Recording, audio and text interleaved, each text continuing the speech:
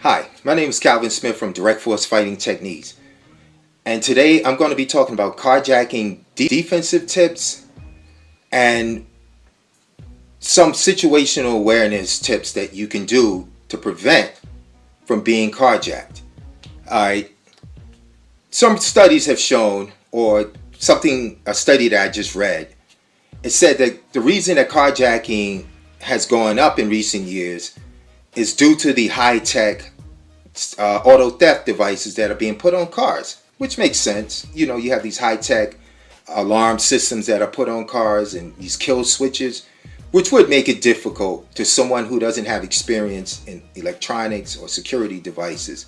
It would be much easier for them to just put a gun to your head and take your car.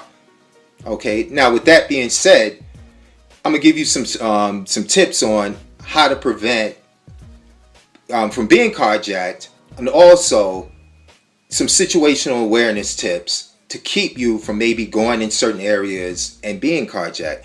Now, none of it is 100% proof because carjackings happen everywhere. They happen in some of the most affluent neighborhoods to the most high crime areas. But I always feel like if you have some kind of knowledge of situational awareness and defensive tips, it does aid in preventing certain crimes. Okay, now I would definitely suggest, if you're at a red light intersection, especially at night and it's not crowded, always have your doors locked and your windows rolled up. Be aware of people who approach you asking for directions, or trying to pass out flyers, or want to clean your windows, or numerous amount of things that you don't feel comfortable with. Make sure also that you have your cell phone nearby. And I would suggest also having numbers pre-programmed in your cell phone. The police, definitely the police, your friends, your husband, your wife, things of that nature. Because I do feel that it can be a deterrent to some carjackers. If they see that you hit the number one on your phone and it's automatically going to the police, I feel that that could be a deterrent for a carjacker, and it could cause him to, stop the jacking in process and go somewhere else.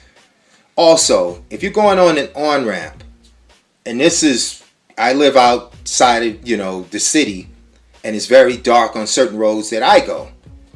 The thing that I'm going to do is look while I'm driving up, because I want to make sure that nothing looks suspicious as I'm going on the exit or coming off the exit, because sometimes coming off you got to slow down because of cars ahead.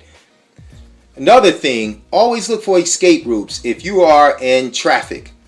I would also suggest that you're at least a half a car length, leave enough room, like a half a car length between you and the car ahead of you. That way, if something's happening, you see it coming, you can get out of there.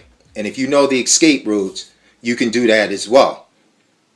Another thing I also suggest is that there are three methods that I'll talk about that carjackers use that you don't buy into them.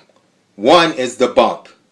This is where the carjacker will lightly tap the back of your car, and in hopes that you'll get out of your car and you guys will exchange insurance, or you'll just look for damages and stuff like that. Usually they have a friend somewhere nearby, and while you're out talking to him, he'll either have his friend jump in, or God forbid, he pulls out a weapon and his friend takes your car. Either situation is not good. The other one is the Good Samaritan thing, where someone will pretend that they're injured, hoping that you stop, wanting to aid them, as far as getting help, and they take your car that way. And the other one is where they pretty much trap you in.